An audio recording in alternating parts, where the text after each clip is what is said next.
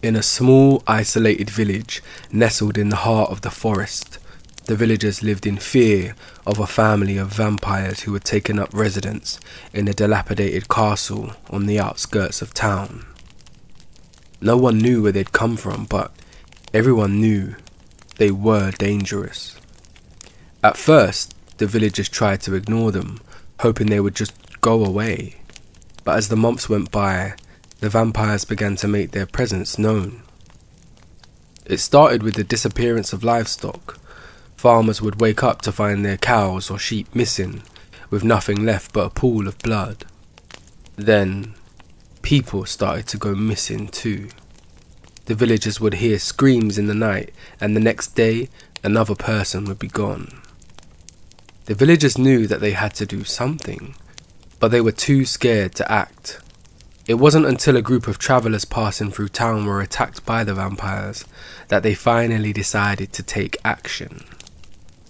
A group of men armed themselves with stakes and silver and set out to the castle to confront the vampires. They were met at the gates by a young woman with long, dark hair and a wicked smile. "Hello, boys," she said, her voice dripping with honey. "What brings you to our humble abode?" "We've come to rid this town of your kind," said one of the men, his voice shaking with fear. The woman laughed a cold, cruel sound that made the men's blood run cold. "You fools," she said. "You have no idea what you're dealing with." That's when the rest of the family appeared, emerging from the shadows of the castle. A tall, broad-shouldered man with piercing blue eyes, a thin, sharp-featured woman with long black hair, and a young girl with a pale complexion and dark, curly hair. The villagers were outnumbered and outmatched. The vampires attacked with lightning speed, tearing into the men with their fangs and claws. It was a brutal and bloody battle, with bodies littering the ground. In the end, only a handful of villagers managed to escape with their lives. They fled back to safety, but they knew that they could never let their guard down again. For years, the village was terrorized by the family of vampires. They would attack at random, taking what they wanted, and leaving death and destruction in their wake. It wasn't until a young woman named Anna arrived in town that things began to change. She was a hunter, trained in the ways of the supernatural, and she was determined to rid the village of vampires once and for all. She gathered up a group of the bravest and strongest villagers again, and together they set out to the castle to confront the vampires. It was a long and grueling battle, but in the end they managed to drive the vampires away. The villagers rejoiced, grateful to finally be free of the vampires' reign of terror. But they knew they could never forget the lessons they learned. They knew that there were other dangers out there, lurking in the darkness, waiting to strike. And they knew that they would always have to be ready to defend themselves, no matter what horrors awaited them in the night.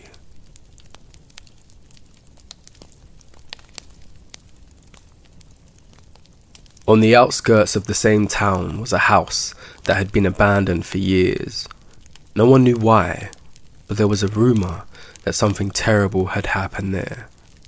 But as time passed, the memory of the house began to fade, and it became just another old building, forgotten and ignored. Until strange things started to happen. Children began disappearing from the town, one by one. At first, people didn't make the connection, but as more and more children vanished, the town began to fear that something sinister was at work. It wasn't until a young boy named Tommy disappeared that the connection was made. His parents had seen him playing outside the house last, but when they went to check on him, he was gone.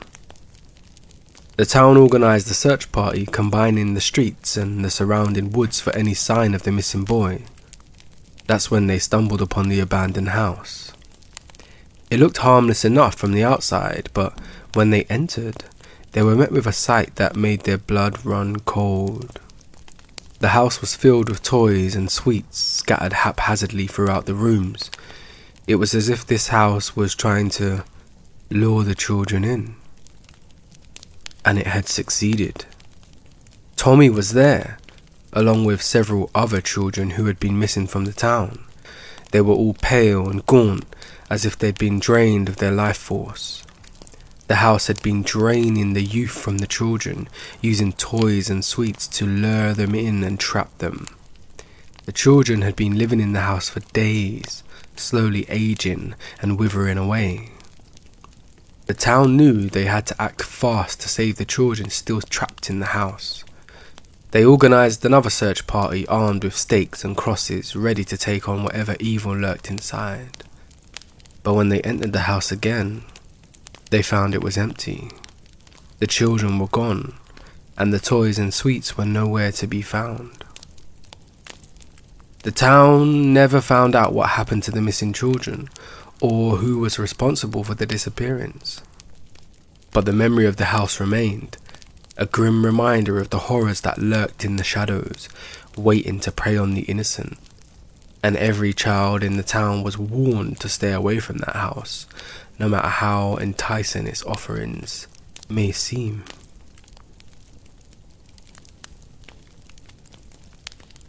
John was an avid collector of antique items. He loved scouring the local markets and garage sales for unique finds, and it was during one of his excursions that he stumbled upon an old camera. It was battered and worn, but there was something about it that caught his eye. He bought the camera without a second thought and took it home to examine it further. As he was cleaning it up, he noticed something strange about it. Each time he took a photo, the image on the screen showed a glimpse of the future, but with a dark twist. He shrugged it off as a trick of the light or his imagination, or maybe it was just a joke camera. But when he took a photo of his wife, the image showed her lying lifeless on the ground. John was terrified and immediately put the camera away. Days went by, and John just couldn't shake the feeling that he'd stumbled upon something sinister. He was too scared to touch the camera again, but the temptation was too great, and he soon found himself taking more pictures. Each photo showed a morbid twist on the future. A picture of his son showed him drowning in a lake, while a photo of his house showed it engulfed in flames. John knew he had to get rid of the camera, but he couldn't bear to part with it. He had become obsessed with it, taking photo after photo, each one more disturbing than the last. As he delved deeper into the camera's abilities, John began to lose touch with reality.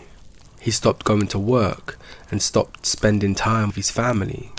All he could think about was the camera and the glimpses it showed him of the future.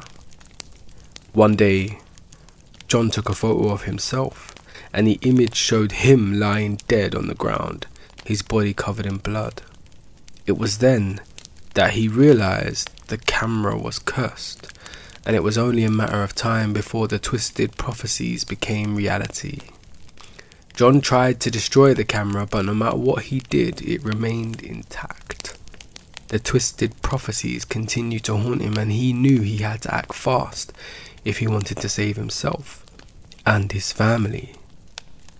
In a last-ditch effort to rid himself of the cursed camera, John decided to bury it deep in the woods, hoping that it would never be found again. But the curse of the camera had already taken hold, and John's fate was sealed.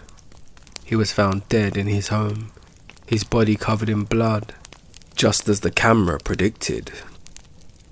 The camera was never found, and the twisted prophecies remained a mystery. But those who knew of John's obsession with the antique camera would always remember the horror that it brought into his life, a stark reminder that sometimes curiosity can lead to the most gruesome of fates. Jacob had always been a bit of a loner, preferring the company of his own thoughts to the noise and chaos of the outside world. But when he met Lilith, everything changed. She was beautiful and mysterious, with a sultry voice and a mischievous glint in her eye. Jacob was immediately drawn to her, and before long, they were spending all their time together. But Lilith was not what she seemed. She was a succubus, a demon who preyed on the souls of men, feeding off their desire and lust, and Jacob was the perfect target. At first, Jacob was blissfully unaware of Lilith's true nature. He was too caught up in the heady rush of love and passion to notice the warning signs. But as time went on, he began to feel drained and weak, his thoughts muddled and confused. It wasn't until he caught a glimpse of Lilith's true form that he realized the terrible mistake he had made. She was a creature of darkness, razor-sharp teeth and glowing eyes. But even as fear coursed through his veins, Jacob couldn't deny the strange allure she had over him. Despite knowing that Lilith was a demon, Jacob found himself unable to resist her. He was in love with her, consumed by a desire that he knew was dangerous and irrational, and Lilith was more than happy to feed off that desire, drawing him deeper and deeper into her world of darkness and seduction. As the months went by, Jacob's health began to deteriorate. He grew weaker by the day, his mind consumed by dark thoughts and twisted fantasies. But even as his friends and family begged him to leave Lilith, he refused. He knew that she was draining him, that her love was nothing more than a trap. But he was too far gone, too lost in his own desires to see the truth. And when Lilith finally revealed her true intentions, it was too late for Jacob to turn back. He was nothing more than a husk, drained of his life and vitality by the very creature he had come to love. And as Lilith disappeared into the shadows, Jacob knew that he had sealed his own fate. He was forever bound to the succubus, doomed to roam the earth as a ghostly spectre, a warning to all those who would fall for the seductive trap of the demons of the night.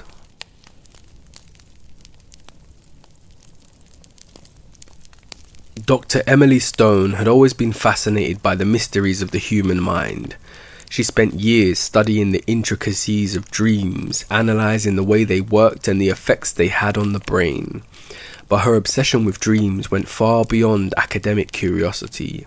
She wanted to capture them, to hold them in her hand and examine them up close.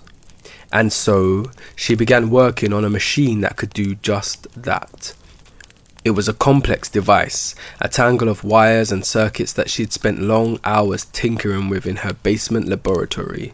But finally, after months of hard work, the dream capture machine was ready. Excited and a little nervous, Emily attached the electrodes to her scalp and switched on the machine. The room grew hazy and indistinct as she slipped into a deep sleep, and her dreams were captured by the machine's sensors. The next morning, Emily eagerly sat down to watch the replay of her dream, but what she saw on the screen was not at all what she expected. Instead of the jumbled images and disjointed narrative she was used to, Emily saw something that was more like a nightmare than a dream. Dark figures lurked in the shadows, their eyes glowing with an otherworldly light. The sky was filled with a sickly green glow, and the air was thick with the stench of decay. Emily recoiled in horror as she watched the scene unfold before her. She had never experienced anything like this in her dreams before, and yet there was something familiar about it all, something that sent a chill down her spine. She knew she had to go deeper, to explore the depths of her own subconscious and uncover the truth about the nightmare that haunted her dreams. And so, night after night, she attached the electrodes to her scalp and plunged into the realm of dreams. Each time she watched the replay, the nightmare grew more vivid, more intense. She saw things that no human mind was ever meant to comprehend, grotesque creatures with tentacles and claws, towering monoliths that pulsed with an eldritch energy, and a vast, endless void that seemed to stretch on forever. As the weeks turned into months, Emily grew increasingly obsessed with her dream capture machine. She stopped eating and sleeping, spending all her time in her laboratory, lost in the endless, terrifying world of her own subconscious. And then one night, something changed. As Emily watched the replay of her dream, she saw a figure in the shadows. It was a human figure, but its face was obscured by shadow. Emily strained to see it, to understand who or what it was. And then suddenly, the figure turned and looked straight at her. Emily felt a jolt of terror shoot through her body as she realized that the figure was not a product of her own subconscious. It was something else entirely. She tore the electrodes from her scalp and stumbled backwards, gasping for air. The figure on the screen continued to stare at her, its eyes glowing with an otherworldly light. Emily knew then that she had gone too far. She had delved too deep into the world of dreams, and now something had come back with her, something that wanted her soul. As she backed away from the machine, she knew that there was only one way to end this. She had to destroy the dream capture machine, to erase her own memories and wipe the slate clean. So with shaking hands, she picked up a hammer and began to smash the machine to pieces. It was a violent, cathartic act, and as she pounded the metal, Emily felt a weight lifting from her shoulders. But even as the machine crumbled to dust, Emily knew that she would never be free of the nightmares that haunted her.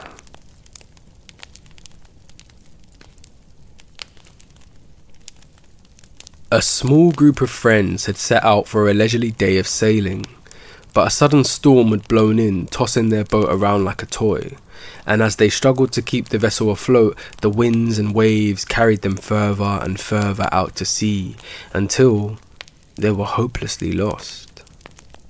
Just when they thought all was lost, they spotted a ship on the horizon. It was old and weathered, but it looked sturdy enough to weather the storm. With no other options, they approached the ship and boarded it. The ship was eerily quiet and the air was thick with a musty, ancient smell. The group searched the ship from top to bottom, but they found no signs of life. The cabins were empty, the deck deserted. As they explored the ship, strange things began to happen. Doors opened and closed on their own, and the sounds of footsteps echoed through the empty halls. The group began to feel as if they were not alone on the ship. And then they found a diary. It was hidden in a locked cabinet in the captain's quarters. The pages were yellow and brittle with age, but the handwriting was still legible. The diary belonged to the captain of the ship, and it told a chilling tale of madness and despair. According to the diary, the ship had been lost at sea for years. The crew had slowly succumbed to madness, driven to the brink by the isolation and the unrelenting sea. But that wasn't the worst of it. The captain had discovered that the ship was haunted, cursed by the spirits of the sailors that had died on board. The ghosts had taken possession of the ship, turning it into a floating nightmare that consumed the souls of anyone who crossed its path. The group tried to leave the ship, but they found that was impossible. The ship seemed to have a will of its own, guiding them further and further out to sea. They were trapped, prisoners on a haunted vessel with no hope of escape. And as the days turned into weeks, the group began to lose their minds. They saw things that no human eyes were meant to see. Phantoms floated through the walls, strange apparitions that appeared out of nowhere. The ship seemed to be alive, a malevolent force that toyed with their sanity.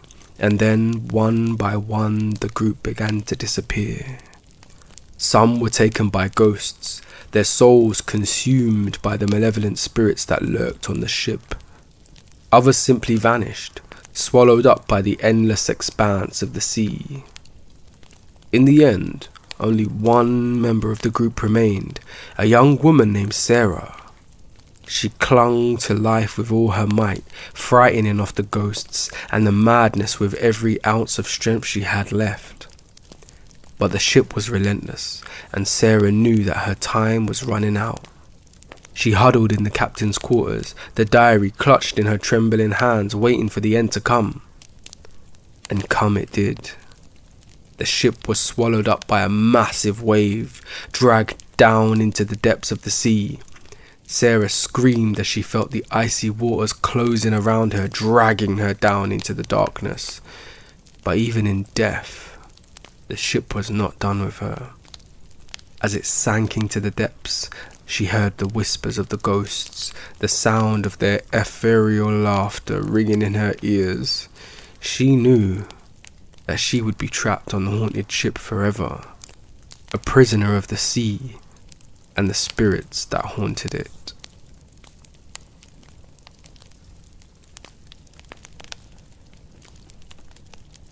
Emma and Jack had been looking forward to the annual fun fair for weeks. They had their route planned out, making sure to hit all their favourite rides and stalls. The night started out perfectly, with laughter and screams of delight as they rode the roller coasters and played games of chance. As the night wore on, they came across the ghost train. It was an old-fashioned ride with a wooden exterior and creaky rails, but the line was short, and they figured it was worth a try. As they boarded the train car, Emma felt a shiver run down her spine. There was something off about the ride, something that made her uneasy. But Jack just laughed it off, assuring her that it was all just for fun. The train jolted to life, and they were plunged into darkness. The sound of mechanical screams and airy music filled the air as the ride took them through twists and turns, but something was wrong. The ride seemed to be going on longer than it should have been, and the screams sounded more and more real with each passing moment. And then they saw it. In the dim light, they caught a glimpse of something in the shadows, something that shouldn't have been there. Something demonic, with horns and glowing red eyes, standing in the centre of the ride. Emma screamed, and Jack tried to calm her down, but he couldn't deny what they had just seen. The demon was real, and it was after them. The ride came to a stop, but they found that they were trapped inside the ghost train. The doors just wouldn't budge, and they were surrounded by darkness. The only thing they could hear was the sound of the demon's laughter echoing through the corridors. They tried to find a way out, but the ride seemed to be an endless maze of twisting tunnels and dead ends. They were lost, trapped in the ride with a demon that wanted to consume their souls. As the night wore on, they grew tired and hungry. Their fear turned into desperation as they tried to find a way out, but the demon was always one step ahead, always waiting for them in the shadows. Emma and Jack began to lose their minds, driven to the brink by the endless darkness and the demon's relentless pursuit. They could feel its presence everywhere, watching them, waiting for its chance to strike. And then, just when they thought all hope was lost, they stumbled upon an old maintenance room. Inside, they found a switch that controlled the power to the ride. With a flick of the switch, the ride came to a halt and the doors opened. Emma and Jack stumbled out of the ghost train, gasping for breath and covered in sweat. As they ran out, they looked back at the ride and they saw the demon staring at them with glowing red eyes. It was trapped inside the ride, unable to follow them out. But they knew that it was still there, still waiting for its next victims to step inside that ghost train. They knew that they had escaped with their lives, but they would never be the same again.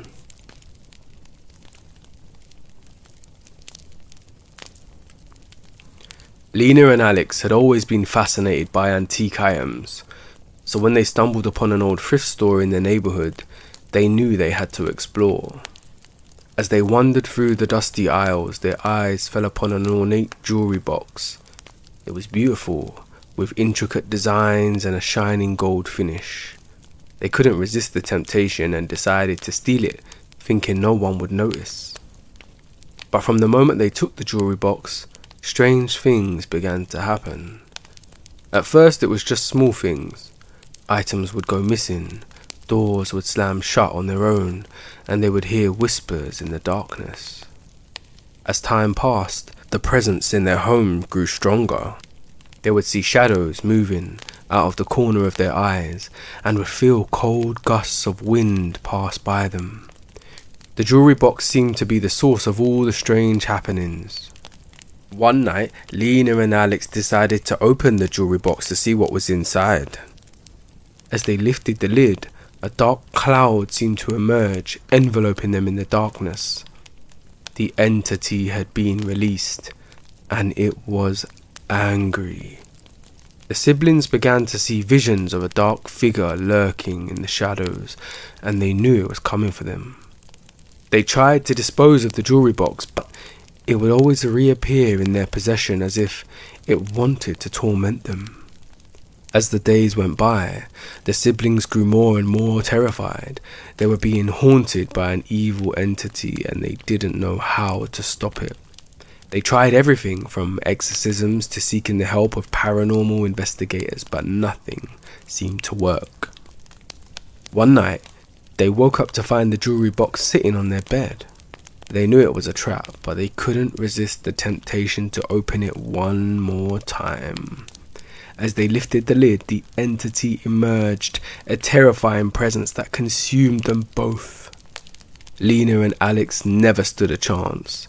The entity was too powerful, and it took their souls, leaving behind only empty shells. The jewelry box was now possessed by an evil that had claimed its latest victims. Soon after, the thrift store closed down, and the jewelry box disappeared, only to resurface in another thrift store, in another town, waiting for its next victims.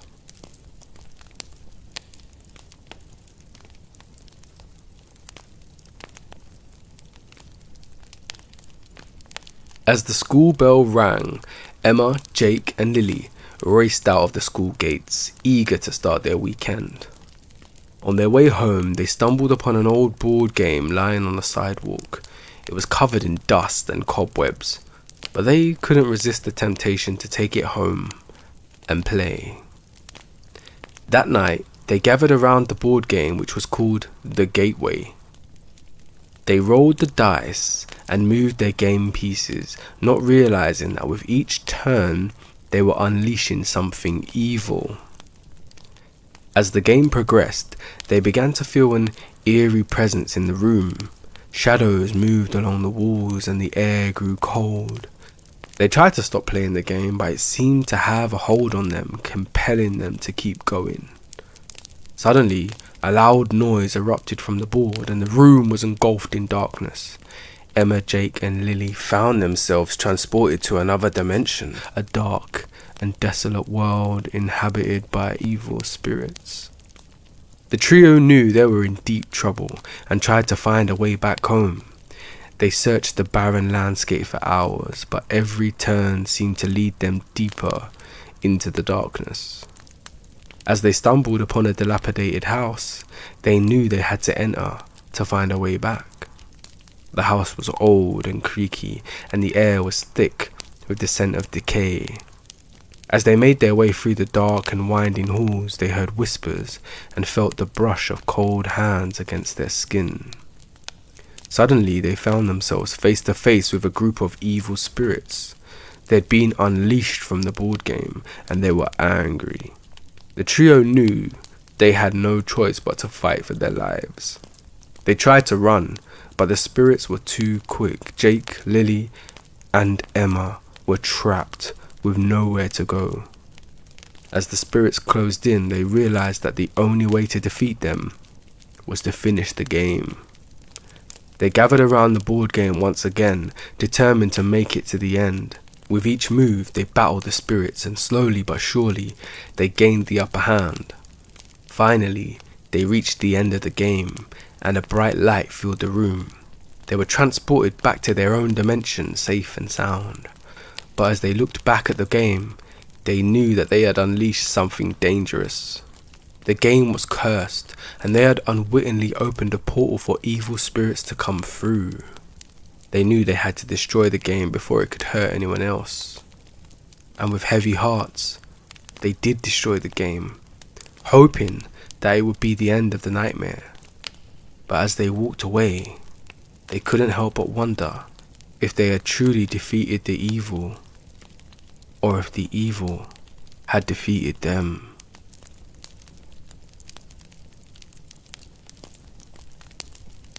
As he swam through the depths of the ocean, scuba diver Ryan James felt a strange pull towards a cave that he had never seen before. Despite the warnings of his fellow divers, Ryan couldn't resist the urge to explore the unknown. As he swam deeper into the cave, he felt a sudden shift in the water pressure, and the world around him began to change.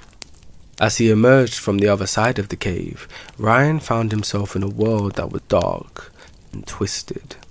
The sun was gone, and the sky was covered in an ominous thick fog. The water around him was murky, and the sea creatures were all but gone. As he swam through the eerie waters, Ryan realized that he was not alone. The dead had risen from the ocean floor, and they were now walking among the living. The creatures that once roamed the ocean had been replaced by the undead, the souls of those who had passed, swimming all around him. Ryan tried to flee, but he soon realized that there was no escape from this twisted world. He was trapped in a parallel universe where the dead had taken over. As he swam through the dark and murky waters, he came across a group of survivors. They told him they'd been trapped in this world for years and had formed a small community on the outskirts of the ocean. The survivors told him of the horrors that they had faced trying to find a way back home. They had seen their loved ones rise from the dead, and they had watched as the world around them crumbled. They told him of the evil that lurked beneath the surface, and the twisted creatures that roamed the depths. As Ryan tried to make sense of it all, he realized that he had stumbled upon a world that he was not meant to see. Ryan and the survivors tried to find many ways back home, and faced countless dangers. Twisted sea creatures, corrupted by the undead, and the wrath of the walking dead. But through it all, Ryan never gave up hope. He knew he had to find a way back home, no matter what the cost. And as he swam through the twisted waters of the parallel universe, he knew he would never forget the horrors that he had seen. Eventually, after what felt like an eternity, Ryan discovered a way back home. He swam through the cave that had taken him to the parallel universe and emerged back into the world that he knew. But as he climbed back onto shore, he knew that he would never be the same. He had seen a world beyond his imagination, and he had come face to face with the dead. He knew that the horrors that he had experienced would haunt him for the rest of his days. And wait, what about the survivors?